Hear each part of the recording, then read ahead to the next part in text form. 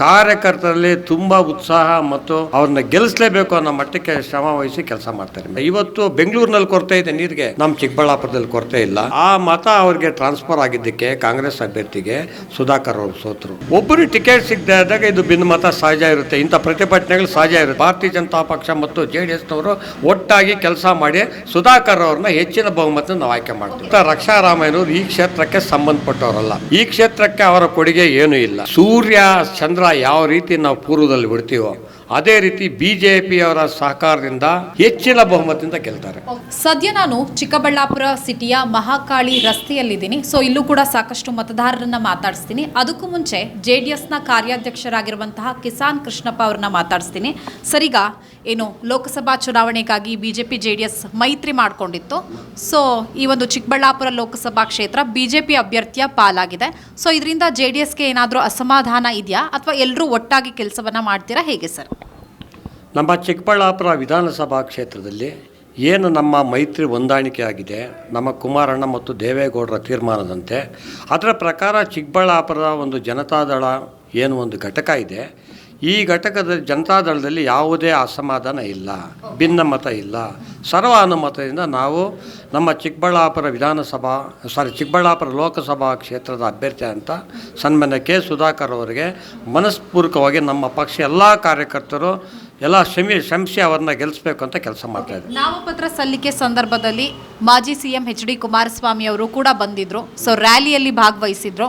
So ಇದು ಕಾರ್ಯಕರ್ತರಲ್ಲಿ ಎಷ್ಟು ಹುಮ್ಮಸ್ಸನ್ನ ತಂದಿದೆ? ಈ ಒಂದು ನಾಮಪತ್ರ ಸಲ್ಲಿಸುವಾಗ ನಮ್ಮ ಕರ್ನಾಟಕ ರಾಜ್ಯದ ಮಾಜಿ ಮುಖ್ಯಮಂತ್ರಿಗಳಂತ ಸನ್ಮಾನ್ಯ ಕುಮಾರಸ್ವಾಮಿಯವರು ಭಾಗವಹಿಸಿದ್ದಕ್ಕೆ ಕಾರ್ಯಕರ್ತರಲ್ಲಿ ತುಂಬ ಉತ್ಸಾಹ ಮತ್ತು ಅವ್ರನ್ನ ಗೆಲ್ಲಿಸಲೇಬೇಕು ಅನ್ನೋ ಮಟ್ಟಕ್ಕೆ ಶ್ರಮ ವಹಿಸಿ ಕೆಲಸ ಮಾಡ್ತಾರೆ ಮೇಡಮ್. ಈಗ ವಿಧಾನಸಭಾ ಚುನಾವಣೆಯಲ್ಲಿ ಡಾಕ್ಟರ್ ಕೆ ಸುಧಾಕರ್ ಅವರು ಸೋಲ್ತಾರೆ. ಲೋಕಸಭಾ ಚುನಾವಣೆಯಲ್ಲಿ ಹಾಗಾದರೆ ಇಲ್ಲಿನ ಮತದಾರರು ಅವರ ಕೈ ಹಿಡಿತಾರಾ? ಮೇಡಮ್ ಅವರೇ, ಇಲ್ಲಿ ಏನು ಚಿಕ್ಕಬಳ್ಳಾಪುರ ವಿಧಾನಸಭಾ ಕ್ಷೇತ್ರದಲ್ಲಿ 10 ವರ್ಷ ಶಾಸಕರಾದಂಥ ಸನ್ಮಾನ್ಯ ಕೆ ಸುಧಾಕರ್ ಅವರು ಈ ಚಿಕ್ಕಬಳ್ಳಾಪುರ ವಿಧಾನಸಭಾ ಕ್ಷೇತ್ರದ ಒಂದು ಅಭಿವೃದ್ಧಿಗೆ ಭಾಳ ಶ್ರಮ ವಹಿಸಿದ್ದಾರೆ. ಪ್ರತಿ ಕುಗ್ರಾಮಕ್ಕೂ ಕೂಡ ಒಂದು ರಸ್ತೆ ಸಂಪರ್ಕ ಕಲ್ಪಿಸಿದ್ದಾರೆ, ಮತ್ತು ಬಸ್ಸಿನ ಸೌಕರ್ಯ ಕಲ್ಪಿಸಿದ್ದಾರೆ, ಮತ್ತು ಯಾವುದೇ ಇಂಥ ಹಳ್ಳಿಗೆ ಒಂದು ರಸ್ತೆ ಇಲ್ಲ ಅಂತ ಹೇಳೋಂಗಿಲ್ಲ. ಚಿಕ್ಕಬಳ್ಳಾಪುರ ಒಂದು ನಗರದಲ್ಲಿ ಸುಮಾರು 50,000 ಜನಸಂಖ್ಯೆ ಇರುವಂತಹ ಈ ನಗರದಲ್ಲಿ ಒಂದು ಒಳ್ಳೆಯ ಸುಸಜ್ಜಿತ ಒಂದು ರಸ್ತೆ ಮಾಡಿಕೊಟ್ಟಿದ್ದಾರೆ, ಡ್ರೈನ್ ಮಾಡಿಕೊಟ್ಟಿದ್ದಾರೆ. ಎರಡನೇದಾಗಿ ಇಲ್ಲಿ ಏನು ನೀರಿನ ಭಾವನೆ ಭಾಳ ಜೋರಾಗಿತ್ತು. ಮೊದಲು ಕುಡಿಯೋದಕ್ಕೆ ನೀರಿನ ಒಂದು ಕಷ್ಟ ಇತ್ತು, ಆ ನೀರಿನ ಭಾವನೆ ತೀರಿಸಿದ್ದಾರೆ. ಏನು ಬೋರ್ವೆಲ್ಗಳು ಹಾಕ್ಸಿದ್ದಾರೆ. ಇವತ್ತು ಬೆಂಗಳೂರಿನಲ್ಲಿ ಕೊರತೆ ಇದೆ ನೀರಿಗೆ, ನಮ್ಮ ಚಿಕ್ಕಬಳ್ಳಾಪುರದಲ್ಲಿ ಕೊರತೆ ಇಲ್ಲ. ಮತ್ತು ಇಲ್ಲಿ ಕೆರೆಗಳಿಗೆ NH ವ್ಯಾಲಿಯಿಂದ ನೀರು ತಂದು ತುಂಬಿಸಿರೋದ್ರಿಂದ ಈ ಚಿಕ್ಕಬಳ್ಳಾಪುರ ಒಂದು ರೈತರ ಒಂದು ಹಂಗ ಇದ್ದಂಗೆ ರೈತರು ಇಷ್ಟೆಲ್ಲ ಅಭಿವೃದ್ಧಿ ಕೆಲಸವನ್ನ ಮಾಡಿದ್ರು ಕೂಡ ವಿಧಾನಸಭಾ ಚುನಾವಣೆಯಲ್ಲಿ ಅವರು ಸೋಲೋದಕ್ಕೆ ಏನು ಕಾರಣಗಳಿರ್ಬೋದು ಸರ್? ಸೋಲೋದಕ್ಕೆ ಒಂದು ಕಾರಣ ಅಂದರೆ ಇಲ್ಲಿ ಏನು ಜನತಾದಳ ಕಾಂಗ್ರೆಸ್ಸು ಮತ್ತು ಸುಧಾಕರ್ ಅವರು ಸ್ಪರ್ಧೆ ಮಾಡಿದರು. ಸುಧಾಕರ್ ಅವರು ಅವರ ಮತ ಏನು ಬಂದಿತ್ತು ಅವರಿಗೆ ಆ ಮತ ಅವ್ರು ಹಾಗೆ ಮೇಂಟೈನ್ ಮಾಡಿಕೊಂಡ್ರು. ಒಂದು 76,000 ರೂಪಾಯಿ ಮತ ಮಾಡಿಕೊಂಡ್ರು. ನಮ್ಮ ಜನತಾ ಪಕ್ಷದಲ್ಲಿ ಏನಾಯಿತು, ನಮಗೆ ಒಂದು ಆರ್ಥಿಕ ಕೊರತೆಯಿಂದ ಅಥವಾ ಆರ್ಥಿಕ ಒಂದು ಕೊರತೆಯಿಂದ ನಮ್ಮ ಪಕ್ಷ 9ನೇ ತಾರೀಕು 10ನೇ ತಾರೀಕು ಮತದಾನ ಇತ್ತು. 9ನೇ ತಾರೀಕು ಏನಾಯಿತು, ಸ್ವಲ್ಪ ಆರ್ಥಿಕ ಕೊರತೆಯಿಂದ ನಮಗೆ ಸ್ವಲ್ಪ ತೊಂದರೆ ಆಯಿತು.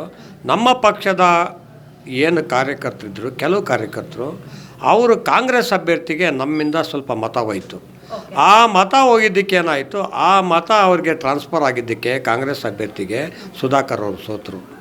ಅದು ಬಿಟ್ಟು ಸುಧಾಕರ್ ಅವರು ಏನು ಒಂದು ಅಭಿವೃದ್ಧಿ ವಿಚಾರದಲ್ಲಾಗಲಿ ಅಥವಾ ಕ್ಷೇತ್ರದ ಬಗ್ಗೆ ಅವ್ರು ಮಾಡಿರೋಂಥ ಕೆಲಸಗಳಾಗಲಿ, ಅವರಿವತ್ತು ಇಡೀ ನಮ್ಮ ಚಿಕ್ಕಬಳ್ಳಾಪುರಕ್ಕೆ 2 ಕಾಲೇಜ್ ತಂದಿದ್ದಾರೆ. ಒಂದು ಮುದ್ದೇನಹಳ್ಳಿಗೆ ತಂದಿದ್ದಾರೆ, ಒಂದು ಸರ್ಕಾರಿ ಕಾಲೇಜು ನಮ್ಮ ಚಿಕ್ಕಬಳ್ಳಾಪುರಕ್ಕೆ ತಂದಿದ್ದಾರೆ. ಅವರಷ್ಟು ಒಂದು ಒಳ್ಳೆಯ ಕೆಲಸ ಮಾಡಿದ್ದಾರೆ. ರೈತರು ಇವತ್ತು ಬದುಕ್ತಾ ಇದ್ದಾರೆ ಅಂದರೆ ಸುಧಾಕರ್ ಅವರು NH ವ್ಯಾಲಿಯಿಂದ ನೀರು ತಂದು ಕೆರೆಗಳು ತುಂಬಿಸಿ ಪ್ರತಿ ಒಂದು ಬೋರ್ವೆಲ್ಲಲ್ಲೂ ನೀರಿನ ಮಟ್ಟ ಮೇಲಕ್ಕಿದ್ದು, ನೀರಿನ ಮಟ್ಟ ಮೇಲೆ ಬಂದಿದ್ದು. ಈಗ ಪ್ರತಿಯೊಬ್ಬ ರೈತರು ಅವರು ಒಂದು ಹೂವು, ಇಲ್ಲಿ ಭಾಳಷ್ಟು ಫೇಮಸ್ ಬೆಳೆ ಅಂದರೆ ಕಮರ್ಷಿಯಲ್ ಕ್ರಾಪು, ಆ ಕಮರ್ಷಿಯಲ್ ಕ್ರಾಪ್ ಏನು ಬಂದಿದೆ ಹೂವು ಗುಲಾಬಿ ಹೂವು. ಇವತ್ತು ಗುಲಾಬಿ ಹೂವು ಒಂದು ಇದು ಎಷ್ಟು ಇದೆ ಅಂದರೆ ಏಷ್ಯಾದಲ್ಲೇ ನಂಬರ್ 1 ಮಾರ್ಕೆಟ್ ಆಗಿದೆ ನಮ್ಮ ಚಿಕ್ಕಬಳ್ಳಾಪುರದಲ್ಲಿ. ಏನು ಲೋಕಸಭಾ ಬಿಜೆಪಿ ಟಿಕೆಟ್ ಘೋಷಣೆ ಆಗುತ್ತೆ, ಆ ಸಂದರ್ಭದಲ್ಲಿ ಕಾರ್ಯಕರ್ತರು ಪ್ರತಿಭಟನೆಯನ್ನು ನಡೆಸ್ತಾರೆ. ಯಾಕಂದರೆ ವಿಧಾನಸಭಾ ಚುನಾವಣೆಯಲ್ಲಿ ಸೋತಿರುವಂತಹ ಕೆ ಸುಧಾಕರ್ ಅವರಿಗೆ ಟಿಕೆಟ್ ಕೊಟ್ಟಿದ್ದು ಎಷ್ಟರ ಮಟ್ಟಿಗೆ ಸರಿ ಅಂತ, ಜೊತೆಗೆ ಚಿಕ್ಕಬಳ್ಳಾಪುರಕ್ಕೆ ನೀನಲ್ಲ ಅನ್ನುವಂತಹ ಒಂದು ಪ್ರತಿಭಟನೆ ಕೂಡ ನಡೆಯುತ್ತೆ. ಸೊ ಇದೆಲ್ಲದರ ಮಧ್ಯೆ ಈಗ ಕಾರ್ಯಕರ್ತರು ಒಂದಾಗಿದ್ದಾರೆ ಅಂತ ಅನ್ಸುತ್ತಾ? ಅದು ಒಂದು ಟಿಕೆಟು ಇಬ್ಬರು ಟ್ರೈ ಮಾಡ್ತಾ ಇರ್ತಾರೆ. ಒಂದೇ ಪಾರ್ಟಿಲಿ ಇಬ್ಬರು ಟ್ರೈ ಮಾಡ್ತಾ ಇದ್ದಾಗ ಒಬ್ಬರು ಟಿಕೆಟ್ ಸಿಗದೆ ಇದ್ದಾಗ ಇದು ಭಿನ್ನಮತ ಸಹಜ ಇರುತ್ತೆ, ಇಂಥ ಪ್ರತಿಭಟನೆಗಳು ಸಹಜ ಇರುತ್ತೆ. ಇನ್ನೊಂದು ವಿಚಾರ ಏನಂದ್ರೆ, ಯಲಹಂಕ ವಿಧಾನಸಭಾ ಕ್ಷೇತ್ರ ಏನಿದೆ ಅಲ್ಲಿನ ಮತದಾರರ ಸಂಖ್ಯೆ ಹೆಚ್ಚಿದೆ. ಸೊ 4 ಲಕ್ಷಕ್ಕೂ ಅಧಿಕ ಮತದಾರರು ಅಲ್ಲಿದ್ದಾರೆ. ಒಂದ್ ಕಡೆ SR ವಿಶ್ವನಾಥ್ ಅವರ ಪುತ್ರ ಅಥವಾ ಅಲೋಕ್ ವಿಶ್ವನಾಥ್ ಅವರಿಗೆ ಅಥವಾ SR ವಿಶ್ವನಾಥ್ ಅವರಿಗೆ ಟಿಕೆಟ್ ಕೊಡದೇ ಇರೋದ್ರಿಂದ ಹಿನ್ನಡೆ ಆಗತ್ತಾ ಸುಧಾಕರ್ ಅವ್ರಿಗೆ? ಈಗ ಅಲೋಕ್ ವಿಶ್ವನಾಥ್ ಅವರು ಒಬ್ಬ ಟಿಕೆಟ್ ಆಕಾಂಕ್ಷಿ ಆಗಿದ್ದರು. ಅವ್ರಿಗೆ ಟಿಕೆಟ್ ಸಿಗಲಿಲ್ಲ ಅಂದರೆ ಅವರ ಒಂದು ಫಾಲೋವರ್ಸ್ ಏನಿರ್ತಾರೆ, ನಮ್ಮ ಟಿಕೆಟ್ ಸಿಗಲಿಲ್ಲ ಅಂತ ಒಂದು ಸ್ವಲ್ಪ ಪ್ರಾರಂಭದಲ್ಲಿ ಸ್ವಲ್ಪ ಇತ್ತು. ಏನು ಅಲೋಕ್ ವಿಶ್ವನಾಥ್ಗೆ ಎಲ್ಲಿ ಟಿಕೆಟ್ ಕೈ ತಪ್ಪುತ್ತೆ ಅನ್ನುವಂತಹ ಸಂದರ್ಭದಲ್ಲಿ ವಿಶ್ವನಾಥ್ ಅವ್ರು ಹೇಳ್ತಾರೆ ನನಗೆ ಟಿಕೆಟ್ ಕೊಡಿ ಅಂತ. ಸೊ ಅಂದರೆ ಮಗ ಅಥವಾ ತನಗೆ ಟಿಕೆಟ್ ಕೊಡಬೇಕು ಅನ್ನುವಂತಹ ಲಾಬಿಯನ್ನು SR ವಿಶ್ವನಾಥ್ ಅವರು ನಡೆಸಿದ್ರು. ಸೊ ಹಾಗಾಗಿ ಈಗ ಫೈನಲಿ ಹೈಕಮಾಂಡ್ ಕೆ ಸುಧಾಕರ್ ಅವ್ರಿಗೆ ಕೊಟ್ಟಿದೆ. ಸೊ ಇದರಿಂದ ಎಲ್ಲೋ ಒಂದು ಕಡೆ ಯಲಹಂಕ ವಿಧಾನಸಭಾ ಕ್ಷೇತ್ರದಲ್ಲಿ ಮತ ಕಡಿಮೆ ಬೀಳ್ಬೋದಾ ಸುಧಾಕರ್ ಅವ್ರಿಗೆ? ಈಗ ಮೊದಲು ಸ್ವಲ್ಪ ಅಲ್ಲಿ ಒಂದು ಅಸಮಾಧಾನ ಇತ್ತು, ಈಗ ಅಸಮಾಧಾನ ನಿವಾರಣೆ ಆಗಿದೆ.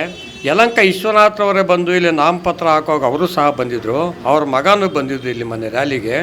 ಅವ್ರು ಏನು ಹೇಳ್ತಾ ಇದ್ದಾರೆ, ಅವ್ರ ಮನೆಯಲ್ಲೇ ಮೊನ್ನೆ ಒಂದು ಟಿಫನ್ ಒಂದು ಅಲ್ಲೇ ಮಾಡಿ ನನಗಿಂತ ಹೆಚ್ಚಾಗಿ ನಾನು ಮತ ಹಾಕ್ಸ್ತೀನಿ, ಮೋದಿಯವರ ನಾಯಕತ್ವ ಬೇಕು ಭಾರತ ದೇಶಕ್ಕೆ ಅಂತ ಹೇಳಿ ನಾನು ನಿಮ್ಮ ಜೊತೆಯಲ್ಲಿ ಕೆಲಸ ಮಾಡಿ ಏನು ನಿಮ್ಮದು ನನಗೆ ಬಂದಂಥ ಮತ ಮತ್ತು ಜನತಾದಳಕ್ಕೆ ಬಂದಂಥ ಮತ ಸೇರಿಕೊಂಡು ಹೆಚ್ಚಿನ ಇಡೀ ಕ್ಷೇತ್ರದಲ್ಲಿ ನಾವು ಹೆಚ್ಚಿನ ಮತ ನಾವು ಲೀಡ್ ಕೊಡ್ತೀವಿ, ನಾವು ಸುಧಾಕರ್ ಅವ್ರನ್ನ ಗೆಲ್ಲಿಸ್ತೀವಿ, ಮೋದಿಯವ್ರನ್ನ ಮತ್ತೊಮ್ಮೆ ಪ್ರಧಾನಮಂತ್ರಿ ಮಾಡ್ತೀವಿ ಅಂತ. ಬಿಜೆಪಿ ಮತ್ತು JDS ಕಾರ್ಯಕರ್ತರೆಲ್ಲರೂ ಕೂಡ ಒಟ್ಟಾಗಿ ಕೆಲಸ ಮಾಡ್ತೀರಾ? ನಮ್ಮ JDS ಕಾರ್ಯಕರ್ತರು ಕುಮಾರಣ್ಣನವರ ಒಂದು ಏನು ಆದೇಶದಂತೆ ತೀರ್ಮಾನದಂತೆ ಪ್ರತಿಯೊಬ್ಬ JDS ಕಾರ್ಯಕರ್ತರು ಅವರು ಕರೀದೇ ಇರಲಿ ಅವರು ಭಾಳ ಉತ್ಸಾಹವಾಗಿ ಒಂದು ಏನು ಮಾಡ್ತಾ ಇದ್ದಾರೆ ಮತ್ತು ಒಂದು ಸಮನ್ವಯ ಸಮಿತಿ ಆಗಿದೆ. ಆ ಸಮನ್ವಯ ಸಮಿತಿಯಂತೆ ಭಾರತೀಯ ಜನತಾ ಪಕ್ಷ ಮತ್ತು JDSನವರು ಒಟ್ಟಾಗಿ ಕೆಲಸ ಮಾಡಿ ಸುಧಾಕರ್ ಅವ್ರನ್ನ ಹೆಚ್ಚಿನ ಬಹುಮತ ನಾವು ಆಯ್ಕೆ ಮಾಡ್ತೀವಿ. ಪ್ರತಿಸ್ಪರ್ಧಿ ಆಗಿರುವಂತಹ ರಕ್ಷಾ ರಾಮಯ್ಯ ಅವ್ರ ಬಗ್ಗೆ ಏನು ಹೇಳ್ತೀರಾ? ಪ್ರತಿಸ್ಪರ್ಧಿ ಆದಂಥ ರಕ್ಷಾ ರಾಮಯ್ಯನವರು ಈ ಕ್ಷೇತ್ರಕ್ಕೆ ಸಂಬಂಧಪಟ್ಟವರಲ್ಲ, ಈ ಕ್ಷೇತ್ರಕ್ಕೆ ಅವರ ಕೊಡುಗೆ ಏನೂ ಇಲ್ಲ. ಈ ಕ್ಷೇತ್ರದ ಅವರು ಒಂದು ಸದಸ್ಯರು ಆಗಿರಲಿಲ್ಲ ಅಥವಾ ಏನು ಮತ್ತೊಂದು ಆಗಿರಲಿಲ್ಲ. ಅವರು ಏನೋ ಒಂದು ಇಲ್ಲಿ ಸ್ಪರ್ಧೆ ಮಾಡಿದ್ದಾರೆ ಕಾಂಗ್ರೆಸ್ನಿಂದ. ರಕ್ಷಾ ರಾಮಯ್ಯನವರು ಆಗರ್ಭ ಶ್ರೀಮಂತರು ಇರ್ಬೋದು ಅಥವಾ ಕಾಂಗ್ರೆಸ್ ಅಭ್ಯರ್ಥಿ ಆಗಿರ್ಬೋದು. ಸುಧಾಕರ್ ಅವರು ಕೆಲಸಗಾರರು, ಸೊ ಅವರು ಸಮರ್ಥ ಕೆಲಸ ಮಾಡೋವಂಥ ವ್ಯಕ್ತಿ ಮುಂದೆ ರಕ್ಷಾ ರಾಮಯ್ಯನವರು ಸ್ವಲ್ಪ ಕಡಿಮೆ ಅನಿಸ್ಬೋದು. ಸರ್, ಈಗ ಹಲವಾರು JDS ಕಾರ್ಯಕರ್ತರು ಹೇಳ್ತಾರೆ ಕೇವಲ 3 ಸೀಟಿಗಾಗಿ ಮೈತ್ರಿ ಮಾಡಿಕೊಳ್ಳುವಂತಹ ಅವಶ್ಯಕತೆ ಇತ್ತ, ನಾವೇ ಸ್ವತಂತ್ರವಾಗಿ ಸ್ಪರ್ಧೆ ಮಾಡಬಹುದಿತ್ತು ಅಂತ. ಈಗ ನಮ್ಮ ಪಕ್ಷದ ವರಿಷ್ಠರು ತೀರ್ಮಾನ ಮಾಡಿದ್ದಾರೆ, ನಾವು 3 ಕಡೆ ಸ್ಪರ್ಧೆ ಮಾಡ್ತೀವಿ, ಇನ್ನು ಉಳಿದಂತೆ ನಾವು 25 ಕಡೆ ನಾವು BJPಗೆ ನಾವು ಬೆಂಬಲ ಕೊಡ್ತೀವಿ ಅಂತ ಹೇಳಿದ್ದಾರೆ. ಇಲ್ಲಿ ಕಾರ್ಯಕರ್ತರು ಯಾರು ಅಂದರೆ ಸ್ವಲ್ಪ ಕಾಂಗ್ರೆಸ್ನವ್ರು ನಮ್ಮ ಜೊತೆಲಿ ಸೇರ್ಕೊಂಡು ಹೇಳ್ತಾ ಇರ್ಬೋದು, ಕಾರ್ಯಕರ್ತರು ಯಾರು ಆ ಥರ ಹೇಳ್ತಾ ಇಲ್ಲ. ನಮ್ಮ ಪಕ್ಷ ಆರ್ಥಿಕವಾಗಿ ಒಂದು ರೀಜ್ನಲ್ ಪಾರ್ಟಿ, ಒಂದು ಪ್ರಾಂತೀಯ ಪಕ್ಷ, ಒಂದು ಚುನಾವಣೆ ಹೋಗಬೇಕಾದ್ರೆ ನಮ್ಮ ಪಕ್ಷ ನಾವು ಇಲ್ಲಿ ಬೆಳೆಸ್ಬೇಕಾದ್ರೆ ನಮ್ಮ ಆರ್ಥಿಕ ಪರಿಸ್ಥಿತಿ ಮತ್ತು ನಮ್ಮ ಪಕ್ಷ ಯಾವ ರೀತಿ ಬೆಳಿಬೇಕು, ನಾವು BJP ಜೊತೆಯಲ್ಲಿದ್ದರೆ ನಮ್ಮ ಪಕ್ಷ ನಾವು ಬೆಳಿಬೋದು. ಮುಂದಿನ ವಿಧಾನಸಭಾ ಚುನಾವಣೆಯಲ್ಲಿ ನಮ್ಮ ಪಕ್ಷ ಅಧಿಕಾರಕ್ಕೂ ಬರ್ಬೋದು. ನಾವು 3 ಸ್ಥಾನ ಸಾಕು, ನಮಗೆ 3 ಸ್ಥಾನವನ್ನು ಗೆಲ್ತೀವಿ. ಹಾಸನ, ಮಂಡ್ಯ, ಹಾಗಾದರೆ ಕೋಲಾರ 3 ಲೋಕಸಭಾ ಕ್ಷೇತ್ರದಲ್ಲಿ JDS ಗೆಲ್ಲುತ್ತಾ? ಸೂರ್ಯ ಚಂದ್ರ ಯಾವ ರೀತಿ ನಾವು ಪೂರ್ವದಲ್ಲಿ ಬಿಡ್ತೀವೋ ಅದೇ ರೀತಿ BJPಯವರ ಸಹಕಾರದಿಂದ ನಮ್ಮ ಪಕ್ಷದ 3 ಜನ ಅಭ್ಯರ್ಥಿಗಳು ಕೋಲಾರ, ಮಂಡ್ಯ ಮತ್ತು ಹಾಸನದಲ್ಲಿ ಹೆಚ್ಚಿನ ಬಹುಮತದಿಂದ ಗೆಲ್ತಾರೆ. ಇದಿಷ್ಟು ಕೂಡ JDSನ ಕಾರ್ಯಾಧ್ಯಕ್ಷರಾಗಿರುವಂತಹ ಕಿಸಾನ್ ಕೃಷ್ಣಪ್ಪ ಅವರ ಮಾತು. 3 JDS ಪಾಲಿಗೆ ಬಂದಿದೆ, 3 ಲೋಕಸಭಾ ಕ್ಷೇತ್ರಗಳು, 3ರಲ್ಲೂ ಕೂಡ ಗೆಲುವನ್ನು ಸಾಧಿಸ್ತೀವಿ. ಜೊತೆಗೆ ಚಿಕ್ಕಬಳ್ಳಾಪುರದಲ್ಲೂ ಕೂಡ ಸಾಕಷ್ಟು ಅಂತರಗಳಿಂದ ಡಾಕ್ಟರ್ ಕೆ ಸುಧಾಕರ್ ಅವರು ಗೆಲ್ತಾರೆ. ಜೊತೆಗೆ ನಾವು ಕೂಡ ಇಲ್ಲಿ BJP ಅಭ್ಯರ್ಥಿಯನ್ನು ಹಾಕಿದರೂ ಕೂಡ ಮೈತ್ರಿಯನ್ನು ಪಾಲನೆ ಮಾಡ್ತೀವಿ, BJP ಅಭ್ಯರ್ಥಿ ಪರವಾಗಿ ಕೆಲಸವನ್ನು ಮಾಡ್ತೀವಿ ಅನ್ನುವಂತಹ ಮಾತುಗಳನ್ನ ಹೇಳ್ತಾ ಇದ್ದಾರೆ. ವಿಡಿಯೋ ಜರ್ನಲಿಸ್ಟ್ ಶಶಿ ಜೊತೆ ವೀಣಾ ಸಿದ್ದಾಪುರ್, ಕರ್ನಾಟಕ TV, ಚಿಕ್ಕಬಳ್ಳಾಪುರ. ಜನ ಪ್ರತಿದಿನ ಟೈಮ್ ಸರಿಯಾಗಿ ಊಟ ಮಾಡ್ತಾರೋ ಬಿಡ್ತಾರೋ, ಆದರೆ ಪೊಲಿಟಿಕಲ್ ಟ್ರೆಂಡ್ ಏನಿದೆ ಅಂತ ಪ್ರತಿದಿನ ಪ್ರತಿಕ್ಷಣ ಕಾಯ್ತಿರ್ತಾರೆ. ಕರ್ನಾಟಕದ ಅಖಾಡದಲ್ಲಿ ಯಾವ ಅಭ್ಯರ್ಥಿ ಅಬ್ಬರಿಸಿದ್ರು ಮತ್ಯಾವ ಅಭ್ಯರ್ಥಿ ತತ್ತರಿಸಿದ್ರು ಅಂತ ನೋಡೋಕೆ ಕಾತರದಿಂದ ಕಾಯ್ತಿರ್ತಾರೆ. 28 ಕ್ಷೇತ್ರಗಳ ಪ್ರತಿದಿನದ ಪಬ್ಲಿಕ್ ಪಲ್ಸ್ ಏನು, ಪ್ರಚಾರದಲ್ಲಿ ಯಾರ ಮುಂದೆ ಯಾರ ಹಿಂದೆ ಎಲ್ಲ ಮಾಹಿತಿಯನ್ನು ನಾವು ಕೊಡ್ತೇವೆ. ಕರ್ನಾಟಕ ಕುರುಕ್ಷೇತ್ರ 28 ಕ್ಷೇತ್ರಗಳ ಡೈಲಿ ನ್ಯೂಸ್ ಪ್ರತಿದಿನ ರಾತ್ರಿ 8 ಗಂಟೆಗೆ ಯೂಟ್ಯೂಬ್ನಲ್ಲಿ ಕರ್ನಾಟಕ ಟಿವಿ ಅಂತ ಸರ್ಚ್ ಮಾಡಿ, ನಂತರ ನಮ್ಮ ಕರ್ನಾಟಕ ಟಿವಿ ಸಬ್ಸ್ಕ್ರೈಬ್ ಮಾಡಿ. ಸಬ್ಸ್ಕ್ರೈಬ್ ಆದಮೇಲೆ ನಿಮಗೆ ಹೋಮ್ ಪೇಜ್ ಬಂದರೆ ಕಮ್ಯುನಿಟಿ ಅನ್ನೋ ಆಪ್ಷನ್ ಸಿಗುತ್ತೆ. ಈ ಕಮ್ಯುನಿಟಿ ಆಪ್ಷನ್ ಕ್ಲಿಕ್ ಮಾಡಿದ್ರೆ ನಿಮ್ಮ ಕೆಳಗಡೆ 28 ಲೋಕಸಭಾ ಕ್ಷೇತ್ರಗಳ ಒಂದು ಪೋಲ್ ಕ್ರಿಯೇಟ್ ಮಾಡಲಾಗಿದೆ. ನೀವು ಹೋಗಿ 28 ಕ್ಷೇತ್ರಗಳಲ್ಲಿ ಯಾರು ಗೆಲ್ತಾರೆ, ಯಾರು ಗೆಲ್ಲಬೇಕು, ನಿಮ್ಮ ಸಪೋರ್ಟ್ ಯಾರಿಗೆ ಅಂತ ಅಲ್ಲಿ ನೀವು ಕ್ಲಿಕ್ ಮಾಡ್ಬೋದು, ಅಂದರೆ ವೋಟ್ ಮಾಡ್ಬೋದು. ಇಲ್ಲೇನು ವೋಟಿಂಗ್ ಆಗುತ್ತೆ ನಾವು ಪ್ರತಿದಿನ ನಾವು ನ್ಯೂಸಲ್ಲಿ ನಿಮಗೆ ಅಪ್ಡೇಟ್ ಮಾಡ್ತಿರ್ತೀವಿ. ಇದು ಮತದಾನದ ದಿನದವರೆಗೂ ಕೂಡ ಈ ಪೋಲಿಂಗ್ ಓಪನ್ ಇರುತ್ತೆ.